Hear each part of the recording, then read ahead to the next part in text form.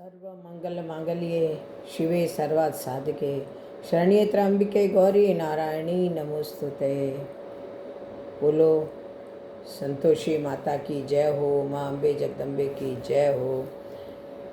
देखो लालच का फल, आज की कहानी है लालच का फल।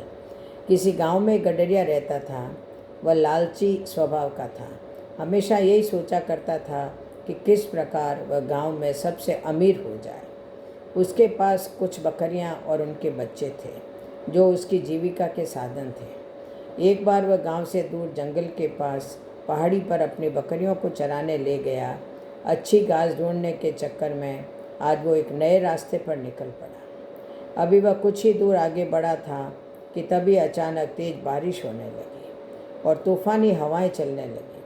तूफान से बचने के लिए गडरिया कोई सुरक्षित स्थान ढूंढने लगा। उसे कुछ ऊंचाई पर एक गुफा दिखाई दी।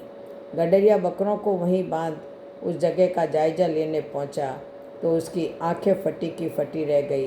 वहाँ बहुत सारी जंगली भेड़ें मौजूद थीं। मोटी तगड़ी भेड़ों को देखकर गडरिया को लालच आ गया। उसने सोचा कि अगर ये भेड़ें मेरी हो जाए तो मैं गांव में सबसे अमीर हो जाऊंगा। इतनी अच्छी और इतनी ज़्यादा भेड़ें तो आसपास के कई गांवों में किसी के पास भी नहीं है। उसने मन ही मन सोचा कि मौका अच्छा है, मैं कुछ ही देर में उन्हें बहला फुसला कर अपना बना लूँगा, फिर इन्हें साथ लेकर अपने गांव चला जाऊँगा। यही सोचते हुए वो वापस नीचे उतरा। बारिश में भीगती अपनी दुबली पतली कमज़ोर बकरियों को देखकर उसने सोचा कि अब जब मेरे पास इतनी सारी हट्टी कट्टी भेड़ें हैं तो मुझे इन बकरियों की क्या ज़रूरत है। उसने फ़ौरन बकरियों को खोल दिया और बारिश में भीगने की परवाह किए बगैर कुछ रस्सियों की मदद से घास का एक बड़ा गट्ठर तैयार कर लिया। गट्ठर लेकर वह एक बार फिर गुफा में पहुंचा और काफ़ी देर तक उन भेड़ों को अपने हाथ से हरी हरी घास खिलाता रहा। जब तूफान थम गया तो वह बाहर निकला। उसने देखा कि उसकी सारी बकरियां उस स्थान से कहीं और जा चुकी थी। गडरिये को इन बकरियों के जाने का कोई अफसोस नहीं था, बल्कि वह खुश था कि आज उसे मुफ्त में एक साथ इतनी अच्छी भेड़ें मिल गई है। यही सोचते सोचते वह वापस गुफा की ओर मुड़ा, लेकिन ये क्या, बारिश थमते ही वे भेड़ें वहाँ से निकलकर दूसरी तरफ जाने लगी। वह तेज़ी से दौड़कर उनके पास पहुँचा और उन्हें अपने साथ ले जाने की कोशिश करने लगा, पर भेड़ें बहुत थीं। वह अकेला उन्हें नियंत्रित नहीं कर सकता था। कुछ ही देर में सारी भेड़ें उसकी आंखों से ओझल हो गई।